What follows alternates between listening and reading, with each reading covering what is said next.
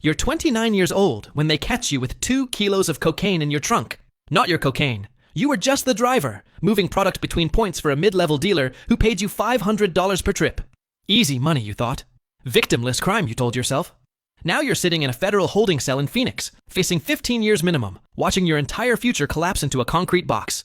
The DEA agent who visits you is calm, almost friendly. He knows your name, your history, your mother in Tucson, who works 2 jobs and doesn't know what her son does for money.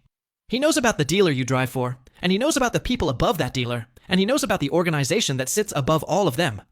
He's not interested in you. You're nobody, a courier, a replaceable part in a machine that won't even notice you're gone. He's interested in what you know, and he's willing to make your 15 years disappear if you help him. You know what he's asking. You know what happens to people who talk, the stories that circulate through the organization, like warnings. Bodies found in the desert, families that vanish. The word rata carved into foreheads as messages to others who might consider cooperation. But you're also looking at 15 years. 15 years away from your mother, who's 57 and won't be here forever. 15 years in a cell while your life happens without you. 15 years that feel like death by a different name. You agree to cooperate. The agent smiles like he knew you would. They release you 3 days later. The charges don't disappear.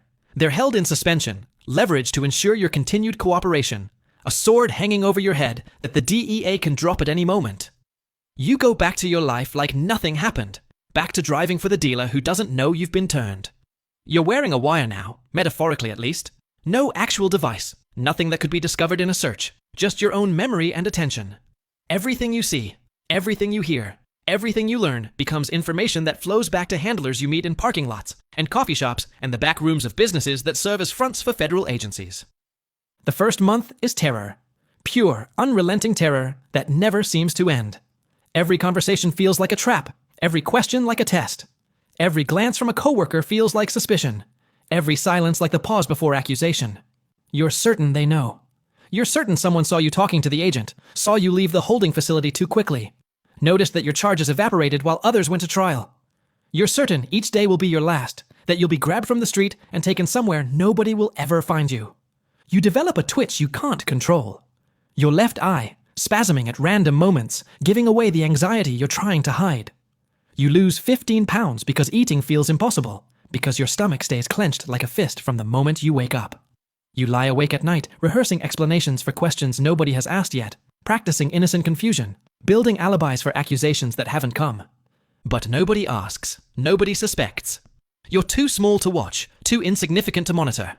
The organization has thousands of people like you, drivers and lookouts, and corner workers who move product without understanding the larger picture. They can't watch everyone. They don't have the resources. They trust the fear to keep people loyal. Trust that the stories of what happens to rats will prevent anyone from becoming one. Fear has always been enough. Except now it isn't.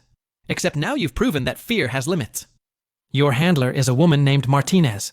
Mid-40s, quiet competence. The kind of agent who's done this 100 times with 100 informants. She's patient with you, understanding in a way that feels almost maternal. She doesn't push too hard, doesn't demand more than you can give, seems to genuinely care about keeping you alive. She explains what they need. Names, routes, schedules. The structure of the organization as seen from your level. Not the bosses. She knows you don't have access to bosses. She wants the middle layer, the lieutenants and managers who coordinate operations. You're a thread, and they're going to pull you to see what unravels. You start paying attention in ways you never did before. The dealer you drive for, a man named Ruiz who seemed so intimidating when you started, now seems careless. He talks on the phone constantly, coordinates